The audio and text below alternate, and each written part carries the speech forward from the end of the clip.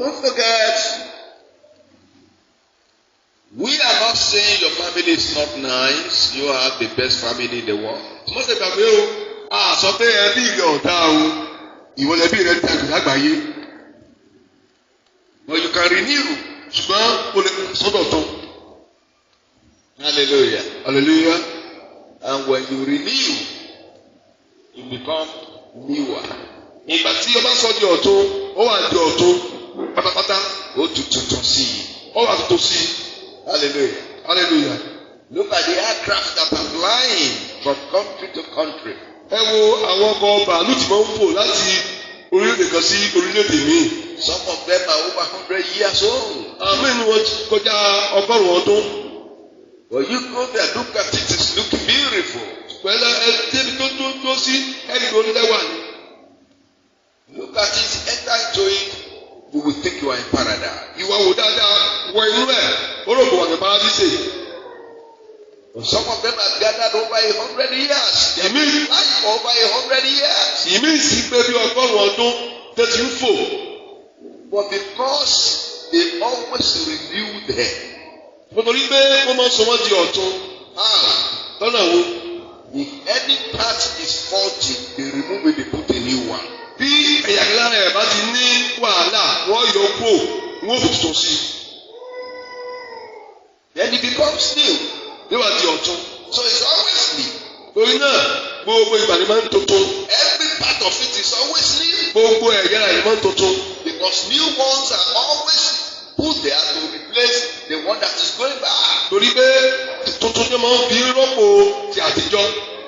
Therefore, if you yourself will continue to renew your life, renew your family, you will discover that you will get newer and newer every day. Torí náà bí wọ́n bá ṣe tán nínú ọkàn rẹ pé o fẹ́ sọ ayé rẹ di ọ̀tun, sọ ẹbí rẹ di ọ̀tun, ó rí i pé ọmọ tó sí nínú ojúmọ́ ni.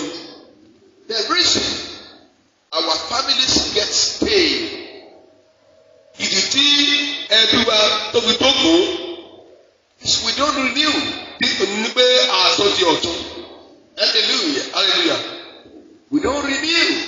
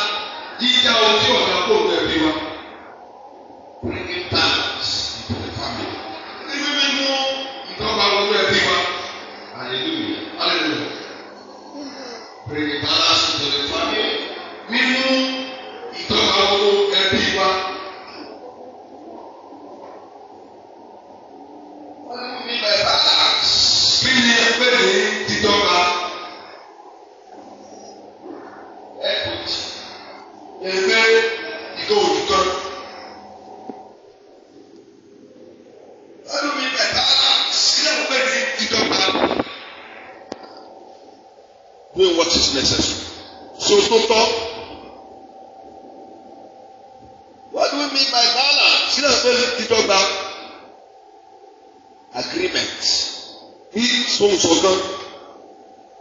Attaining point of equilibrium, in balance. Dídé gbèdéke ìfẹnukò sí ohun kan ṣoṣo. You put it here, it will not fall to the right, it will not fall to the wrong. Tó ẹ gbé sí ibì kan, kò ní fi sí apá ọ̀dọ́, kò ní fi sí apá òsì. By the time you do that, you discover that you will have a very joyful family. Ìgbà tí ẹ bá ṣe eléyìí, ó wà rí pé ẹ máa ní ẹbí aláyọ̀. So how do we approach it? Bó ni a sì wá ṣe é? There are many ways in which we can balance into the family. Onírúurú ọ̀nà ló wà tí a fi lè mú dídọ́gba wọnú ẹbí wa wá. For instance, Fún àpẹẹrẹ, in child training, títọ́ ọmọ, we need to strike a balance. a gbọ́dọ̀ mo lè rí kókó dùn.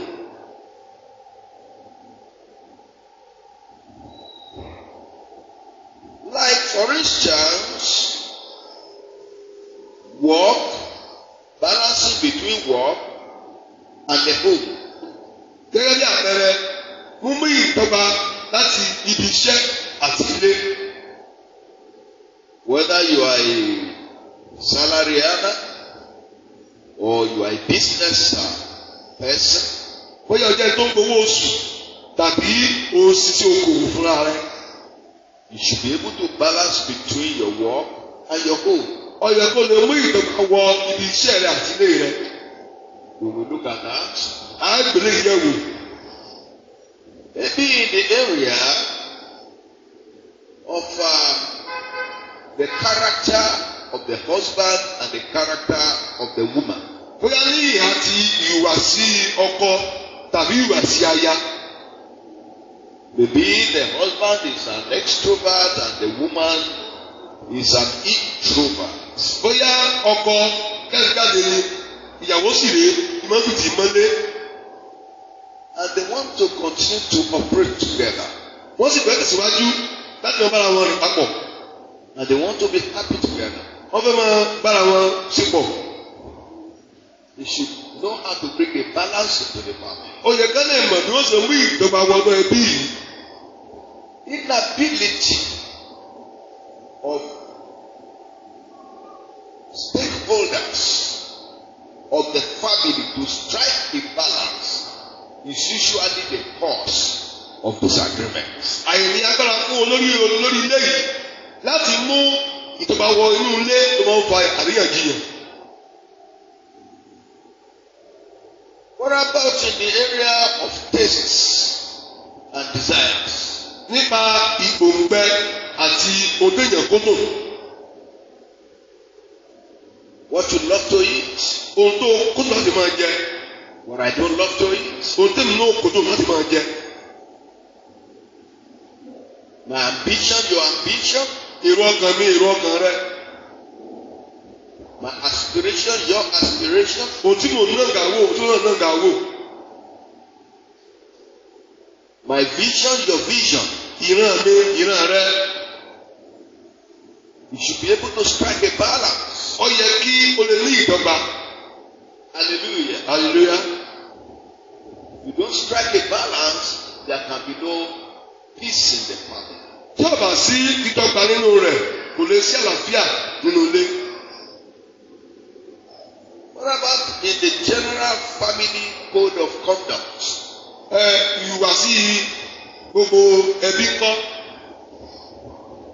The rules and regulations you create in your family to guide the operations of the family, you need to strike a balance. Òfin tó fi lélẹ̀ tó kàn tẹ̀lé nínú ẹbí rẹ̀, ó gbọ́dọ̀ jẹ́ kí ìjọba kó wà nínú ẹ̀.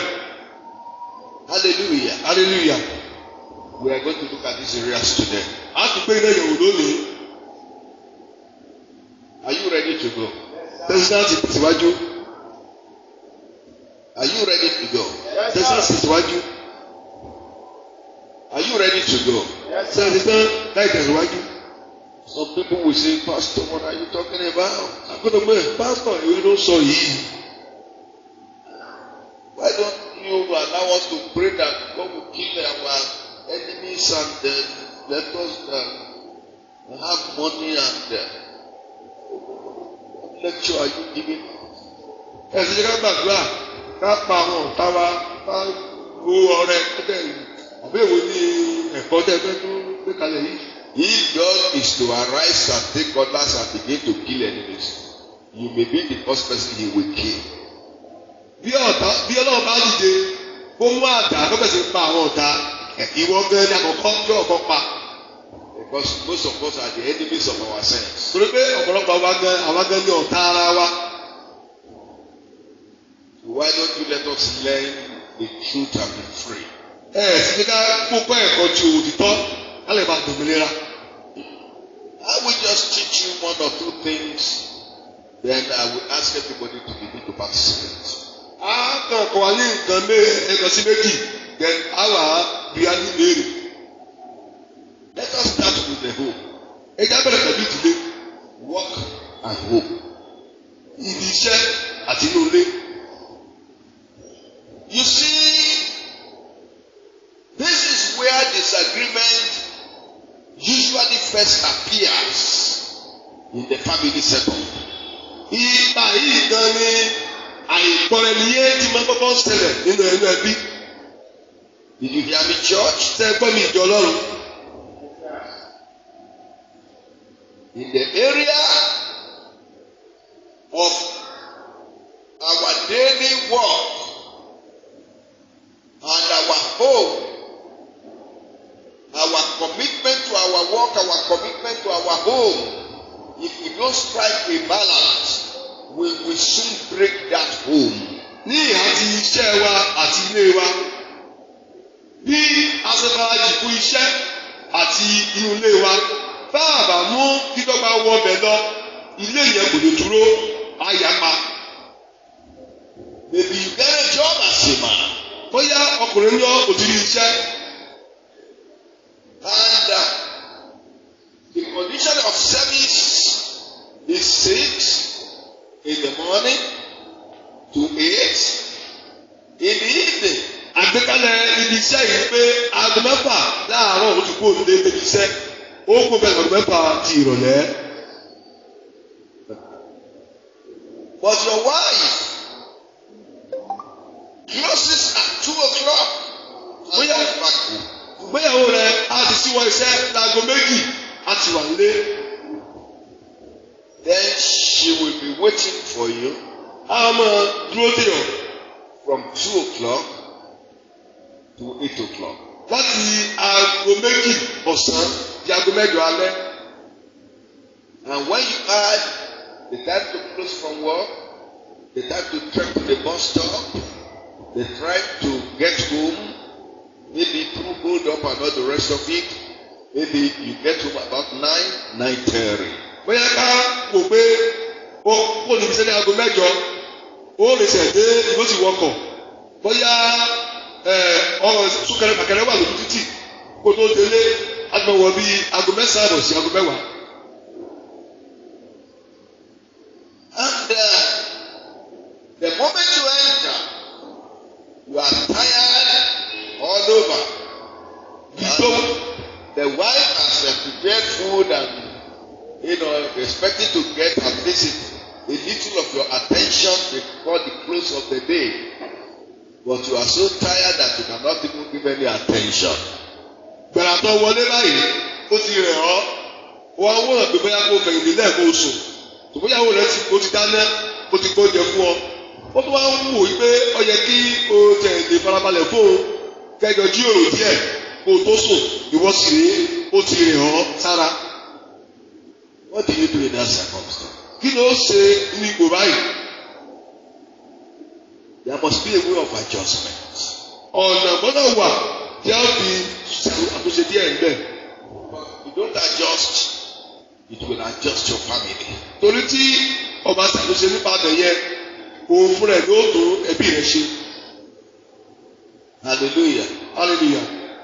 And the adjustment may bring into your family may be a negative one. Àtúnṣe tó mú wá fún ẹbí rẹ̀ á jẹ́ ti ọ̀nà òdì.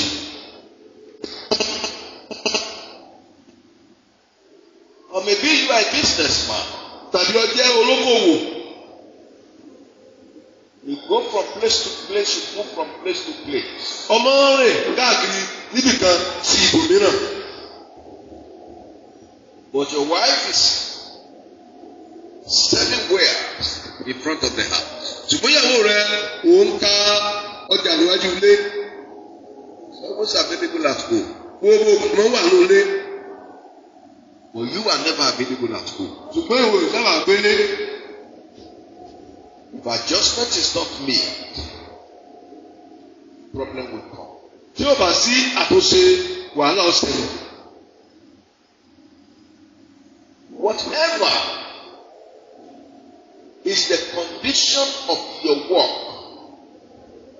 you must find a way around it to make sure it does not destroy the relationship between you and your wife and your children, and it does not destroy the marriage and the home eventually. Bó ti wù kí ipò iṣẹ́ rẹ wà kó jẹ́ ó wà sí, o gbọ́dọ̀ wá ọ̀nà láti rí pé o mú ìdọ́gba wọ ibi iṣẹ́ àti ti inú ilé kó má bàa fa wàhálà àti ìdàrúdàpọ̀ láàrin ìyàwó, àwọn ọmọ, àtiwọ́ àti iṣẹ́ rẹ àti ilé rẹ.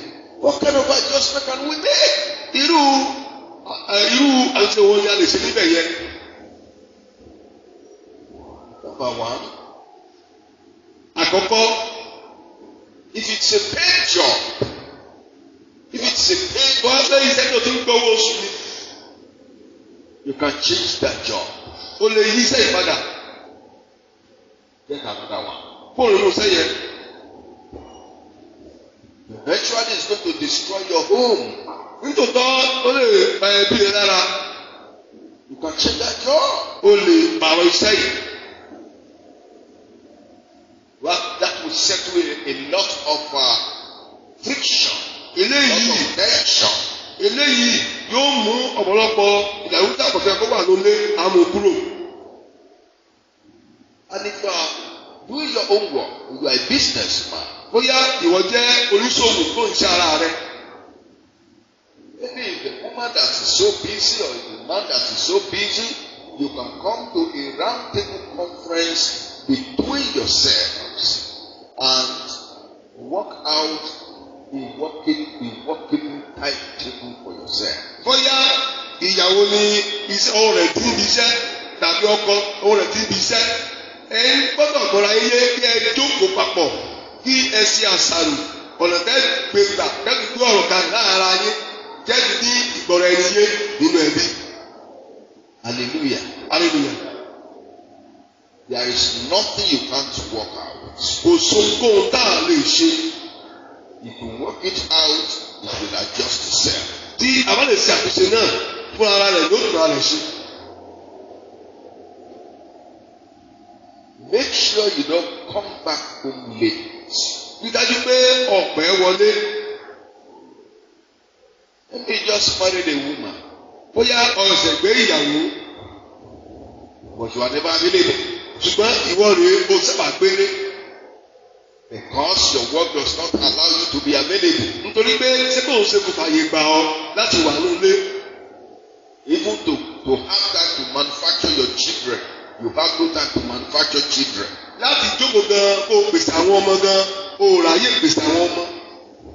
Because you are never available. Pépé o sì lé. So the woman is not even enjoying you. It's not having a free time with you. Not having a meal time with you, not having a TV time with you, not having any time to grow the love between yourselves together. That will cause havoc in the family. Torí lẹ́yìn ìyàwó tó ọbẹ̀ yìí kò tiẹ̀ sí ìgbà kan tó ní ìgbà tó pẹ̀lú rẹ rí. Kò ẹ̀ẹ́dọ̀ jókòó kẹjọ sọ̀rọ̀. Kò sábò kẹjọ jíròrò láàrin ẹ̀yin méjèèjì. Kò sí kẹkẹ tẹ́lẹ̀ pé bóyá ó tiẹ̀ pààyàn pọ̀ láti lè fi ìfẹ́ hàn láàrin ẹ̀yin méjèèjì. Inú ilé yìí o lè kọ́ ẹbí yẹn sí wẹ́wẹ́. You are so evasive. You are like a ghost. Shuttle out. That can never be good for any family. Ìwọ́dẹ̀ rèé ìdílé ọ̀mọ̀lé ọ̀dàbí ẹbọra. Bó ṣe ń fò bóde ló ń fò wọlé fòkìfòkì. Irú nǹkan báyìí kò lè mú kí ẹbí yẹn kó dúró. dédé. Hallelujah. Hallelujah. You've got to work something out. O gbọ́dọ̀ ṣẹ́tọ̀. There must be balance. A gbọ́dọ̀ yí pé o dọ́gba. You create the balance. Ìgbọ́dọ̀ gbọ́dọ̀ ṣe ìdọ́gba yìí. It is not a balance that will create itself. Ìṣèpé dídọ́gba ló ṣe ara rẹ̀. Hallelujah. Hallelujah. Or maybe the woman is the one that is so busy. Tàbí bóyá obìnrin ni iṣẹ́ kún lọ́wọ́. Always go here and there, go there to buy, go there to buy, go there to buy. Pé òun náà lè máa ń rìn káàkiri alọ bí alọ́rajà, àtẹ́bí alọ́rajà, àtọ́ alọ́rajà. And when she comes back eventually by the grace of God after many prayers and psalms. Lẹ́yìn orí ọ̀fẹ́ Ọlọ́run tó bá ti wá padà sí pẹ̀lú ọ̀pọ̀lọpọ̀ àdúrà. I'm tired. A lè ti rẹ̀ o. I cannot perform. Mi ò lè ṣe kankan báyìí o. And she will not even say that with concern. Kò tẹ̀yìn lè sọ pẹ̀lú pé ó ka lára.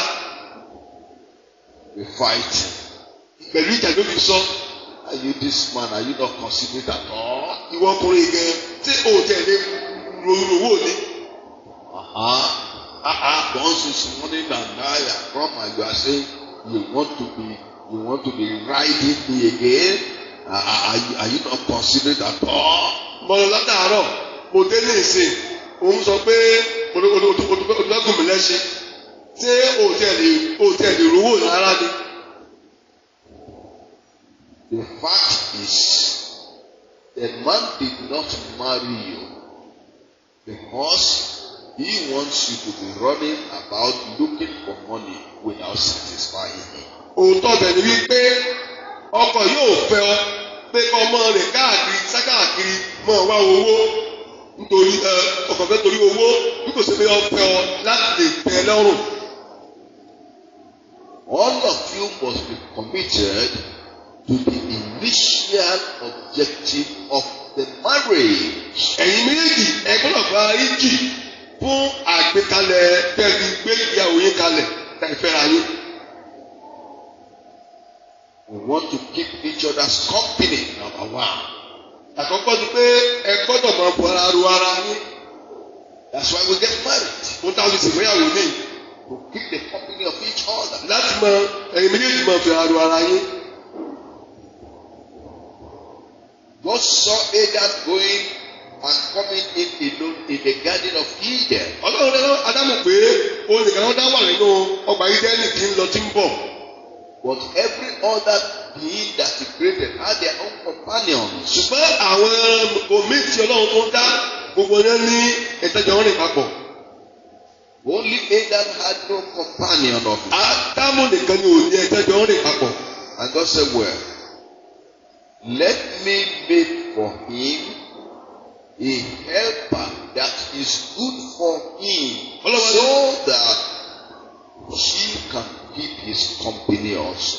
Ọlọ́run wá ní kò burú jẹ́ kí n dá ẹnìkan tí wọ́n jọ máa jáde ní ọjọ́ máa wọlé jọ́jẹ́ tó máa dúró tì gẹ́gẹ́ bí olùrànlọ́wọ́ ẹni ní ó máa fara rù lára. So when you are now married and you are never available as a man or a woman to provide that companionship, you have failed capitally in your responsibility as a spouse in that family. Bọ́lá ń yẹ ọkùnrin tàbí obìnrin tí òòjẹ́ láyà ti jókòó òun lọ ló ń bọ̀ láti lè mú kí láti jẹ́ kí ìbárakéra ìbárora ìkó lè máa wà gẹ́gẹ́ bí a ti sọ ìwọ ò fẹ́ sọ ẹbí yẹn lẹ́nu ni. You have failed capitally. O ti sọ ẹ̀rọ pátápátá o ti jákulẹ̀ pátápátá. You don't fail. Àmì ò ní jákulẹ̀.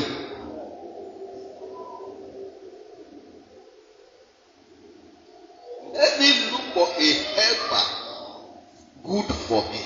Jẹ́ kí n wá olùrànlọ́wọ́ tó dáa fún. If you are not available, you are never there. Bí o bá sí bẹ́ẹ̀ o lè wà bẹ́ẹ̀.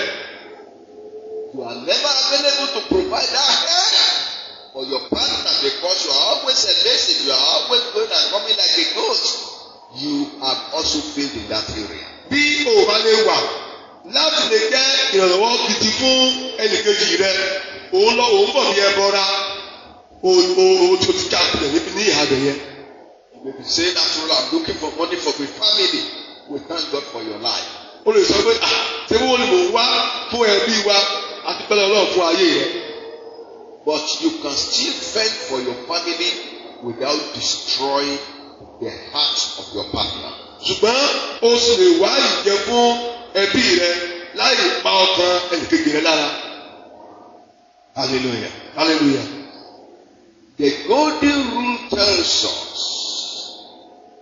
do unto others as you want others to do unto you. Òfin Ọlọ́run sọ fún wa wípé ṣe fún ẹlòmíràn bí o ti fẹ́ kí ẹlòmíràn kò ṣe fún ọ.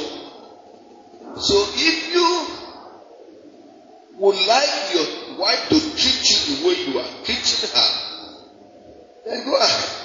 Tó bá fẹ́ kí ìyàwó rẹ kó máa ṣe sí ọ bó ṣe ń ṣe sí tẹ̀síwájú gbà náà.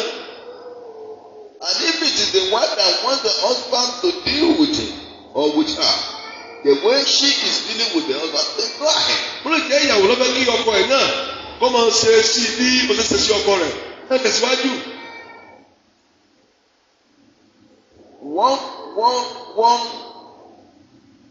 One appearance in 3 months. If that is what you want, go ahead. Bá pé kó máa fara hàn lẹ́ẹ̀kan láàrin oṣù mẹ́ta ìwọ ń fẹ́ tẹ̀síwájú.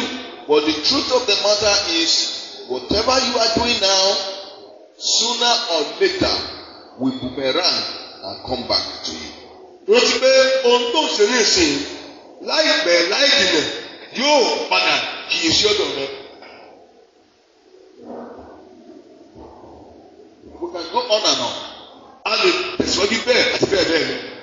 So if your work is causing problem between you and your spouse, look for how to go about it. Torí náà bí iṣẹ́ bá ti ń fa wàhálà láàrin wa àti ẹnìkejì rẹ̀ lẹ́yọ̀ fẹ́ra yé ẹ wá ọ̀nà míì kẹ́sì fìtí. Let us look at the nature of the man and the woman. Ẹ jẹ́ ká wo ìṣẹ̀dá ọkọ àtìyàwó. Some people are extroverts, some are introverts. Àwọn míì wà tó jẹ́ pé wọ́n yẹ kẹ́sì jáde, àwọn míì sì wà tó jẹ́ pé ọmọ fìdí mọ́lé. Maybe it is the wife that is an introvert and the husband is an extrovert, or vice versa. Bóyá ìyàwó ló fìdí mọ́lé tí ọkọ sì jẹ́ kẹ́sì jáde. Ọkọ ló fìdí mọ́lé ìyàwó jẹ́ kẹ́sì jáde. What do we do? Kí la ṣe? The husband is always liking to go. I want to go and see so and so. I want to go and watch a snowball. I want to go and watch so match. I want to be at the Lagos Salami Stadium. I want to go and visit brother so and so. I want to join the family so. But the woman is not too interested in doing that. What do you do? There must be a balance. Bóyá ọkọ ní mo ń jáde, mo fẹ́ lọ wo bọ́ọ̀lù ní Adémásègbà, mo fẹ́ lọ kí pọ̀pọ̀lá mi kan, mo fẹ́ lọ rí ọ̀rẹ́ mi kan. Ṣùgbọ́n ìyàwó kò ní ìfẹ́ sí gbogbo ìrìnkèrè tó wọ̀nyí kí la ṣe tó wá sílẹ̀ bẹ́ẹ̀ nínú ẹbí wa. Wọ́n ní ọ̀rẹ́ pẹ̀lẹ́ o, tí ara tiẹ̀ ò ní balẹ̀. They say, my friend, well done o, can't you settle? Ṣé wọ́n kàn ṣó má ìjókòó tó ń jókòó nínú ilé ni? Is there nail on your seat? You sit in your house? Ṣé ìyẹn ló fi lè jókòó nínú ilé? Can't you sit on your own seat? Ọjọ́ kan tó kó òun jáde, ìyàwó bá bù sùn, ló bá tó yẹ ìdílé tó kó òun jáde jókòó ìgbà wo lọ kankan léṣe. So one day as the man wanted to go out, the husband attacked him and pulled him back to see that today you will not go out, sit there. Not going anywhere. Sit àjọ wọnú nìyẹn. O lọ fi kankan lẹ́nu you yìí. are not going anywhere today. Àjọ jókòó gbé. We will sit together here today. Ìyàwó bá mú kó lọ palẹ̀ kọ̀tẹ̀. And the woman went and locked the door Ó fi kọ́kọ́rọ́ sí. with key. And took the key. He threw the key outside. Hallelujah. Hallelujah. Just to make the man sit. Láti gbé ọkùnrin yìí kó tẹ̀ fi kúnlẹ̀ nínú ilé rẹ̀. Ṣé kò yà pa? Ìtúbi fún ọkùnrin yìí. How? Lọ́nà wo? You shouldn't have allowed it to degenerate to that level before you check it all. Kò yẹ kó fi àyè gbà á dé ibi tí ìyàwó ti máa fa àwọn díẹ̀ kúnlẹ̀ tilẹ̀ kó mọ́ kó tó ṣàtúnṣe. Ó yẹ kó náà ti bára ẹ̀ sọ̀rọ̀. He is supposed to have advised himself. Gbàràgbàràgbàrà o ti dé, o tún kú fèrè, o tún jáde, o wọlé, o tún kú fèrè, o jáde, o tún wọlé, o kú fèrè, o tún jáde. O fi ìyàwó nípa sílẹ̀ sínú ilé àhàhà. You just come in, you rush out. You come in, you rush out. Because you are unstable. You left your wife alone in the house. Hallelujah. Hallelujah. Ṣé ẹ pé ọkùnrin nìyẹn? You know that nice man? Ó dẹ̀ lè jóbìnrin náà ló jẹ́ pé ìdí ẹ̀ ò mọ́lé. It might be a woman that doesn't stable at home. Pàtí ni ṣáá. She always go to party. Pàtí ni ràì. Party always. Mo fẹ́ lọ bọ́ ọ̀rẹ́ mi ṣe wedding. I want to go and join my friend at his wedding and her wedding. Mo fẹ́ bá olókùn kan ṣe lókùn. Somebody died, so I want to be there. Wọ́n ṣe kúmọ̀ kan ní Kutuwenji, mo fẹ́ débẹ̀. There's a church christening at Kutuwenji. I want to be there. Ní church wa, à ń ṣe kankan, mò ń lọ. In our church, something is going on there. I want to attend. Tí o bá rí kan ṣe church ẹ̀, a ní church kan tó wà lẹ́yìn church wa, wọ́n ṣe nǹkan bẹ̀, wọ́n invite o, just to be able to go out. If they are not doing anything in their church, you now said they are doing something in the church next to their home, just to go out. And the man will be at home. And ọkọ wọn sì wà lóde. You have to check it. O láti gbé yẹ̀wò. There should be a balance. A gbọ́dọ̀ wí ìdọ́gba wọnú ẹ̀. What do we do? Kí la ṣe? There must be a solution. Ọ̀nà àbáyọ gbọ́dọ̀ wà. The solution in that area is that both of you must be ready to adjust. Ọ̀nà àbáyọ bẹ̀ ni pé kí ẹ̀yin méjèèjì kí ẹ sọ́kúnra ayé kẹ́ ẹ ṣàtúnṣe. Let this extrovert cut a little bit away from outgoing. Jẹ́ kí èyí tí ó jẹ́ jáde yìí kó tẹ ìgbìyànjú díẹ̀ pé kọ́ máa tẹsẹ̀ dúró nínú ilé. Ó bá sì jẹ́ pé obìnrin náà lè jáde àgbẹ̀ try and sit at home now. Then if you are a woman that is an extrovert, try kó ti jókòó sínú ilé. The Bible says a woman whose feet will never stay in her father's house can never make a good wife. Bí sọ pé obìnrin tí ẹsẹ̀ rẹ̀ ò lè dúró nílé bàbá rẹ̀ kò lè jẹ́ aya rere lọ́dọ̀ ọkọ. Do you understand? Sílẹ̀ ìyé wa. A woman obìnrin whose feet will never stay tí ẹsẹ̀ rẹ̀ ò lè dúró in her father's house nílé bàbá rẹ̀ can never make a good wife. kò lè jẹ́ aya rere lọ́dọ̀ ọkọ. If that woman cannot change before leaving her parents' home, she will not change when she gets to her husband's house. Bí obìnrin ò bá lè yí padà nípò sí wà nílé bàbá àti ìyá rẹ̀ tó bá délé ọkọ tán kò lè yí padà. It will become a problem. Àwa di wàhálà. So if there's an unmarried lady like that, you better begin to adjust now. Torí náà tó bá jẹ́ obìnrin tó ti ìlọ́kọ̀tọ̀ wà tó ń gbọ́ tá à ń sọ yìí tètè tí àtúnṣe báyìí. Or you are already married, you better adjust now. Wọ́n jẹ́ pé o ti fẹ́ ọkọ tètè ṣe àtúnṣe. Most of the problems we have in marriage is due to our inability to strike balance. Ìwàhálà ká máa ń rí nínú ìgbéyàwó ohun tó fà ní pé a ò lè mú dídọ́gba wọ ibẹ̀. We are not ready to adjust them. Àti láti ṣe àtúnṣe kankan rárá. We are not ready to adjust our life.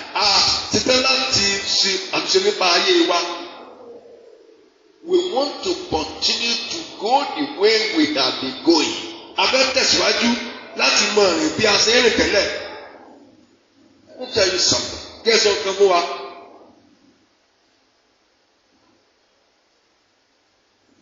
It may be difficult to take. Ó ṣòro díẹ̀ láti It may ó ṣe é kó ṣòro díẹ̀. Ó lè ṣòro díẹ̀ láti gbà. But listen, Ṣùgbọ́n tẹ́tí. marriage is going unnatural. Ìgbéyàwó wo ó ń rìn gẹ́gẹ́ bí ìṣẹ̀dá. It is going unnatural. Ó ń lọ gẹ́gẹ́ bí àṣìṣẹ̀dá rẹ̀. When you get married, you have decided to trade away your freedom. Bí ọba ti pinnu pé ọfẹ́ gbé ìyàwó tàbí gbé ìyàwó tán, ó ti pinnu pé gbogbo àǹfààní tó ní Òmìnira rẹ. òmìnira rẹ ó ti kú nù. Hello? Hello, sir. Am I making sense? Yes, sir. Marriage is going unnatural. Ìgbéyàwó ó ń lọ ní ìhà ti ìgbékalẹ̀ àti ìgbékalẹ̀.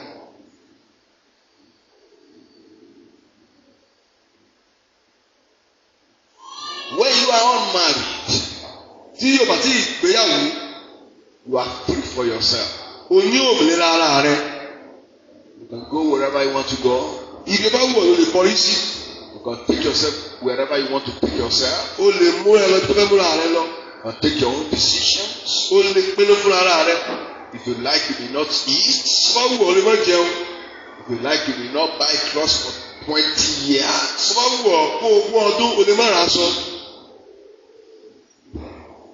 But the day you get married, Ṣùgbọ́n ọjọ́ tí ọba ti ṣe ìgbéyàwó, you cannot do those things again. o ò lè ṣe nǹkan wọ̀nyí mọ́. If you don't want to eat, your wife wants to eat. Tó bá fẹ́ jẹun, ìyàwó rẹ̀ ò kú jẹun tiẹ̀. You must provide for her. O gbọ́dọ̀ pèsè fún jẹun. If you don't want to eat, your husband wants to eat. Bí ìyàwó bá fẹ́ jẹun, ọkọ ò kú jẹun tiẹ̀. You must cook for him. Dandan ni kó o so jẹ fún. If you don't want to eat, your children want to eat. Tó bá fẹ́ jẹun, àwọn ọmọ rẹ̀ ò kú jẹun. You must provide for them. O gbọ́dọ̀ pèsè oúnjẹ fún àwọn ọmọ rẹ̀. Me, I don't stay in one place. I go anywhere. Èmi èdè ojú kan náà, èmi yìí. That is when you were not married. Ìgbà tó o ti ṣègbéyàwó eléyìí. Now that you are married, you must stay somewhere. Nígbà tó ti wọlé ìgbéyàwó, o gbọ́dọ̀ dojú kan. Because you must have a place to call your home. Torí pé o gbọ́dọ̀ níbi kẹta ọmọ pè ní ilé rẹ̀. Your children must have a place they will call their home. Àwọn ọmọ rẹ̀ gbọ́dọ̀ níbi kẹta ọmọ pè ní ilé wọn. At the end of the day, they must have a place to return to say, I am going home. Ní ìgbẹ̀yìngbẹ̀yìn wá níbi kan padà sí tọ́mọ̀ sọ yí pé mò ń lọ lé. That old freedom of I can do my life the way I want is already lost until you sign the register of marriage.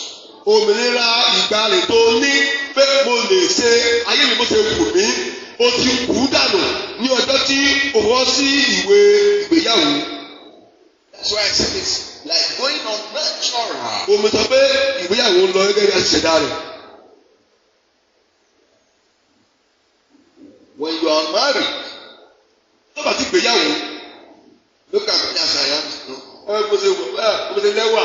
I am too much for one man. Ọkùnrin kan ò tó mi. I just go there, I go there, I go there, I go there. Màá lọ bí màá lọ ọ̀nà sí àárín. Èmi ọmọ fúnra mi. Èmi ẹ máa ń rán Mi ò ráyà. I didn't say anybody.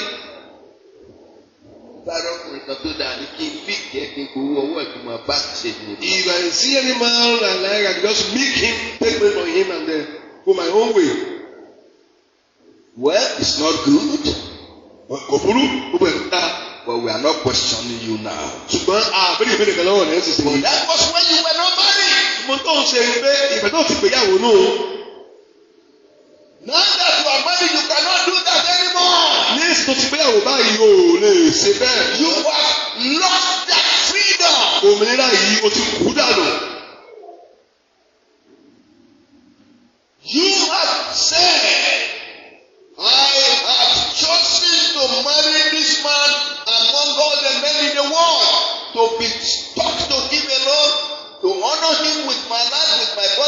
possession, with my everything, till death do us part, and I will never touch any man again. You lost the freedom that you were still talking about. Ìwọ lọ sọ wípé ní gbogbo ọkùnrin tó wà ní àgbáyé eléyìí ló wù ọ́. Màá fẹ́, mo rọ̀ mọ́, mo tì mọ́, màá fi gbogbo ayé mi, mo ti fẹ́lẹ́ là mi, màá fi bu ọlá fún un. O ò lè sọ nípa òmìnira ìgbàanì mọ́ torí pé o ti sọ òmìnira yẹn. Are we making sense? Sáà sọ̀rọ̀ ọgbọ́n. Are we making sense? Sáà sọ̀rọ̀ ọgbọ́n.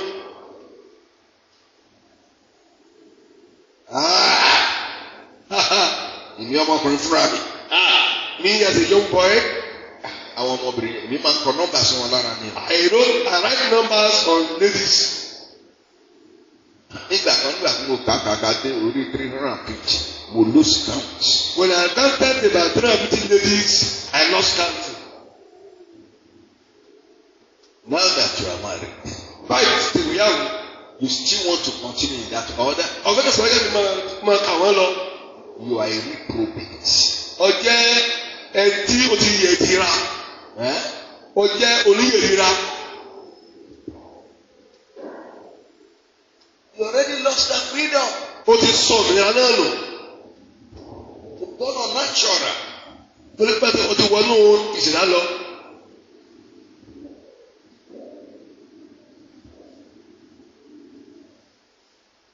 Hallelujah. Hallelujah.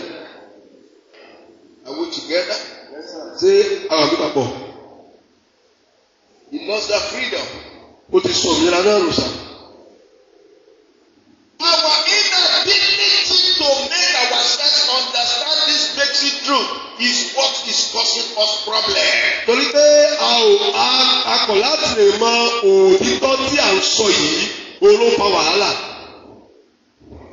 At times we realize it, but we brush it off our minds, and we still want to go ahead and dwell in the old way, live in the old style.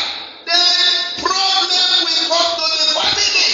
Ìgbà míì a máa ń mọ̀ lóòótọ́ òótọ́ ni ṣùgbọ́n a kàn ti dànù gírígírí. A fẹ́ tẹ̀síwájú láti lọ ọ̀tá láti lọ máa ṣe ohun tí ìgbàanì wàhálà wọn wà nínú ìgbéyàwó. Your husband will not like it. Ìyá ọkọ náà ò ní fẹ́ kò ní nífẹ̀ẹ́ sí. You are bearing his name. Òun dáhùn orúkọ tiẹ̀. Mr. Obuko, Mrs. Obuko, Mrs. Tolotolo. Òun jẹ́ arábìnrin Òbúkọ. Òun jẹ́ arábìnrin Tòótòló. O dẹ̀ kọkùnrin káàkiri. And you are still going about carrying men. O kókókókókó àwọn ọ̀rẹ́ ọkùnrin náà tún kó ẹ. You carry to the extent that the friends of your husband are your concubine. How do you want the man to be proud? Bọ́lá sọ jẹ́ kí ọkùnrin kó lè ní ìwúrí. You are killing the man gradually. Ó ń pa ọkùnrin yìí díẹ̀díẹ̀. You have to adjust. Ó láti ṣàkóso. There must be a balance. Ọgbọ́n òun tó bá wọ bẹ̀. Hallelujah. Hallelujah. Are we making sense? Ìdáhùn sọ̀rọ̀ ọgbọ́n. Àwọn tó ń fa wàhálà fún wa nìwọ̀nyí. These are things that bring problems to us. Kì í fi ní ìfọ̀kànbalẹ̀. That we don't have the rest of mind. Sir, ayé kọ́ ló fi ṣe wá, àwa la fi ṣera wá. Sir, not the world people are against us, but we are the one doing the whole thing by ourselves. Ìjọ tó bá ti wà lọ́kì tó gba mú bá. Very day we do a lot that they will apprehend him.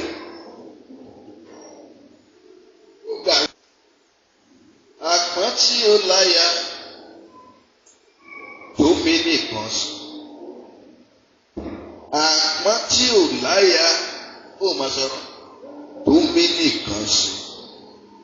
Ìgbádùn ayé nìyẹn. Ọjọ́ tó o bá ti láya ìrònú á di méjì lọ́kàn rẹ̀. Bẹ́ẹ̀ni àdẹ́kọ̀. Bẹ́ẹ̀ni. Wàá ronú àti jẹ. Wàá ronú àti mu. Bẹ́ẹ̀ni àdẹ́kọ̀. Yes.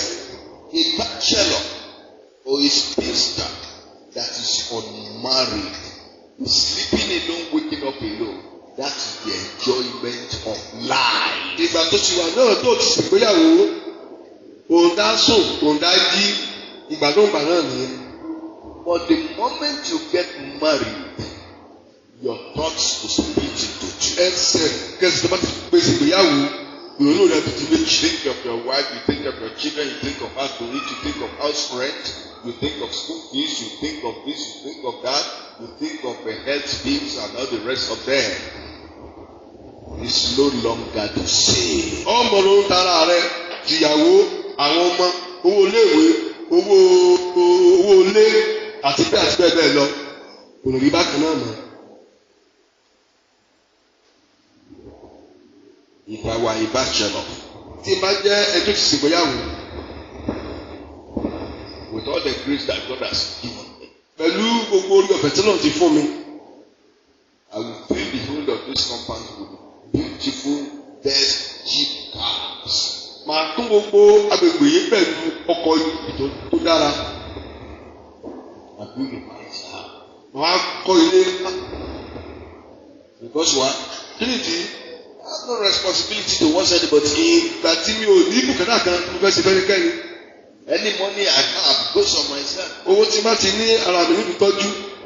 I use it to buy whatever I like. Mo sì fi ra ohun tó bá wù mí. But I live back to her Mo mú kí mo ṣe dúró yìí. that you are married. Kí mo ti fẹ́ yàwó yìí. Somebody gives you 500,000 naira today. Will you go and buy a car? Rárá o.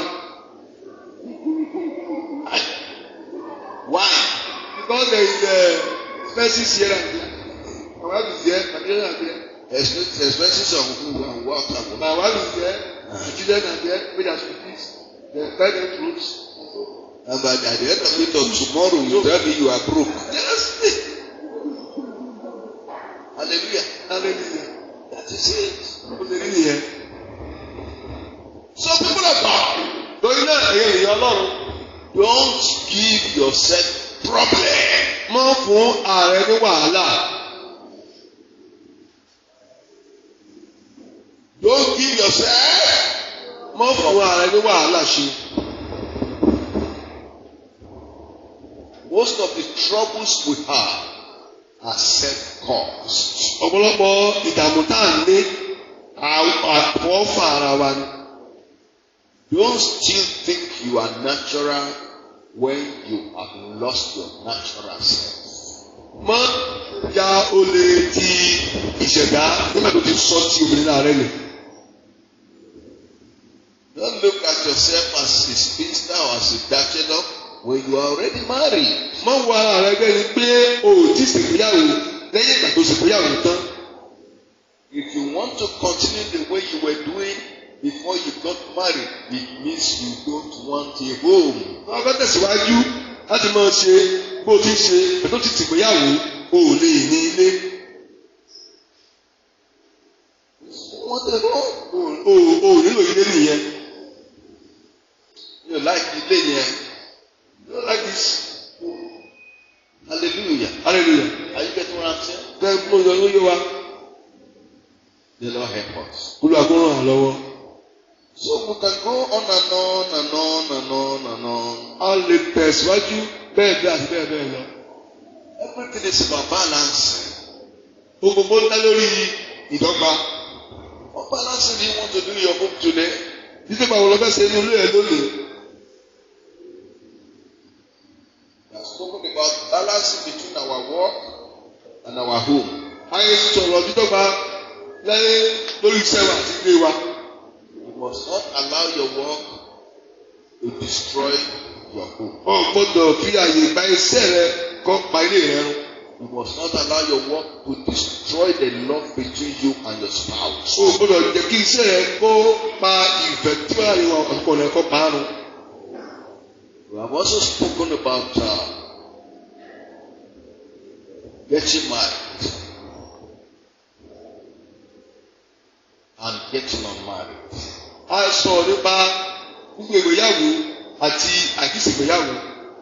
And when you are married, you have signed away your freedom.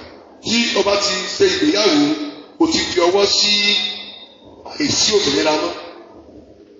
It is now you and your husband. Ó wá kù ìwà àtọkọ rẹ nìkan. You now live a new life. Ó wá ń gbé ìgbé ayé ọ̀tun. So whatever is there, not causing smooth flowing life, remove it from your way. Torí náà ohun tó wà nílé yẹn tí yóò fi àyè gba ìjágeere ohun nínú ilé mú kúrò pọ̀ sígbó. Adjust yourself. Ṣe àtúnṣe. And the Lord bless you. Ọlọ́run lè ràn lọ́wọ́ púpọ̀ ẹ̀. Assignment. Ṣíṣe. Assignment. Iṣẹ́ ṣíṣe. I want every one of us. Mo fẹ́ kí gbogbo wa Go back home. ká padà sí ilé. Go and look at those things you call your problem. Lọ́wọ́ àwọn nǹkan tó ń pè ní ìṣòro yìí. And ask yourself who caused it. Wọ́n tẹ̀ bèrè lọ́wọ́ ara rẹ̀ pé ta ló fà á. What brought them into your life? Kí ló mú ikú wọnú ayé ẹ? What brought them into your life? Kí ló mú ọ wọnú ayé rẹ? Is it you? Ṣé wọ́n ni? Or people? Àbí àwọn ènìyàn? Or the so-called Satan? Àbí The so-called Satan? àbí Sátánì tá à ń pè rí? Orí ẹ̀ pé. Put your hands together for pastor. Hallelujah. Hallelujah. Is it the so-called Satan? Ṣé èṣù tá à ń pè rí rẹ̀? What brought the problem? Kí ló mú wàhálà yẹn wá? The Lord help us. Olùkọ́ ràn án lọ́wọ́. Do you know that by that singular exercise, you will be free from most of the problems that you have? Ǹjẹ́ ọmọ yìí pé rírí ṣe ìwọ̀n tá a sọ yìí ó lé tí obìnrin kó olùkó wàhálà yìí? The greatest favor a man can do himself is to be sincere with himself. Ojú eré tó dá kí ẹni ṣe fún ara rẹ̀ ni pé kọ́ gbọ́dọ̀ tó ṣe ara rẹ̀. The greatest what? Favour. That the man can do himself. Ojú eré tí ẹni ṣe fún ara rẹ̀ ni pé To be sincere with kọ́ himself. jẹ́ olóòótọ́ sí ara rẹ̀. Don't deceive yourself. Mọ́ tẹ̀lé rẹ̀. If you caused it, say I caused it. Wọ́n pé wọ́n lọ fà á bí wọ́n lọ fà á. Trace it. Tọ́ pápá rẹ̀. Get the root of the problem. Rí pé orí gbòǹgbò wàhálà yìí. Then begin to look at it. Wọ́n bẹ̀ sí yẹ̀ wò.